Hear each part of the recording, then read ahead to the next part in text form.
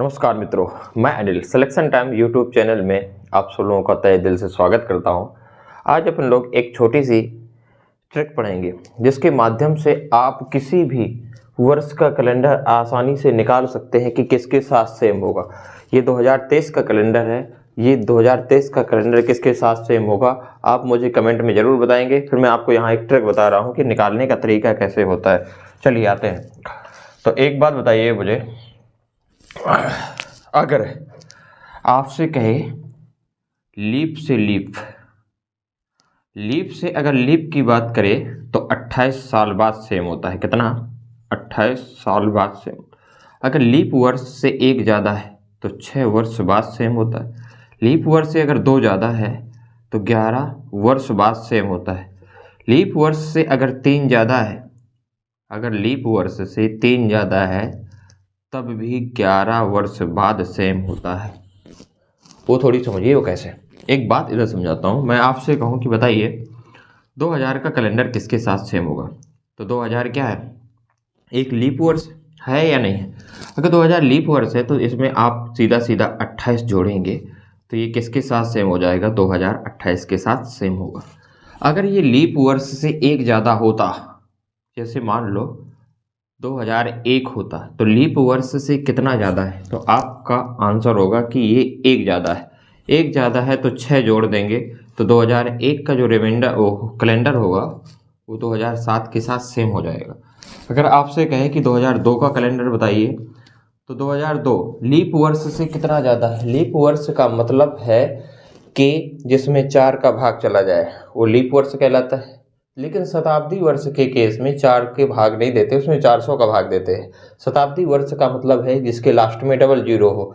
जैसे ये है एक शताब्दी वर्ष है, इसमें 400 का भाग देंगे 2000, क्योंकि इसमें लास्ट में डबल जीरो लगा है। अगर 400 का भाग देने पर अगर पूरा पूरा कर जाए उसे शताब्दी वर्ष कहते हैं। ठीक है, तो शताब्दी वर्ष को अगर है, मेरे कहने का मतलब है कि अगर लास्ट में डबल जीरो लगे हैं तो उसमें हम लीप वर्ष निकालते समय 4 का भाग ना देकर के 400 का भाग देते हैं। ठीक है, तो आते हैं इस पे।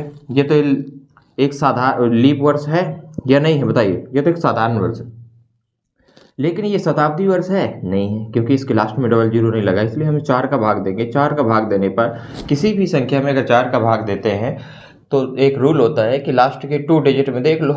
तो देखो यहाँ कितना ज़्यादा है? 2 ज़्यादा है, 2 ज़्यादा है लीप वर्ष से, तो यहाँ पे हम 11 जोड़ देंगे। कितना? 11, तो हो जाएगा 2013 के साथ में सेम हो जाएगा। लीप वर्ष से ये कितना ज़्यादा है? 2000 एक लीप वर्ष से 3 ज़्यादा है तब भी 11 जोड़ेंगे, 2014 के साथ सेम होगा, है ना?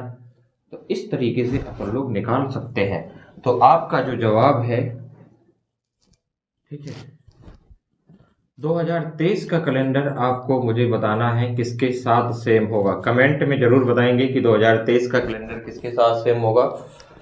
ठीक है, 2023 का कैलेंडर किसके साथ सेम होगा? लीप वर्ष से कितना ज्यादा है? 2023 लिखा है मैंने, क्या 2020 लीप वर्ष था? बिल्कुल था। 3 ज्यादा है तो 3 ज्यादा है तो 11 जोड़ेंगे, 11 जोड़ेंगे तो आप खुद बताएंगे कमेंट में किसके साथ सेम होगा। छोटी सी चीज थी जो कि आपको बहुत अच्छा सही तरीके से छोटे छोटे क्वेश्चन को डील करने में मदद करेगी। अगर आपसे पूछे कि लीप से लीप कितने वर्ष बाद सेम होगा तो 28 साल बाद। लीप वर्ष से अगर एक वर्ष ज़्यादा हो, जैसे मैं कहूँ कि 1995 का किसके साथ सेम होगा, तो आपका जवाब होगा कि 1995 के पहले कोई लीप वर्ष ढूंढ। तो 1995 के पहले अगर कोई लीप वर्ष ढूंढना है तो आपका जवाब होगा कि अगर आपको नहीं आता है तो आप ऐसे कर लो, 1995 है, इसके लास्ट के 95 में 4 का भाग दे दो, 4 दूनी 8 हो जाएगा, बचेगा 1 अंक धारा 5 का, 4 दिया 12, बचेगा 3। तो 3 वर्ष पहले जो होगा तो लीप 1992 लीप वर्ष हो रहा होगा। कौन सा? 1992 लीप वर्ष।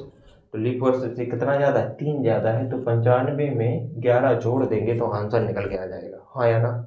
इस तरीके से अपन लोग निकालते हैं।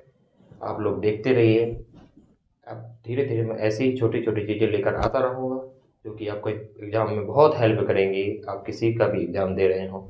Thank you so much.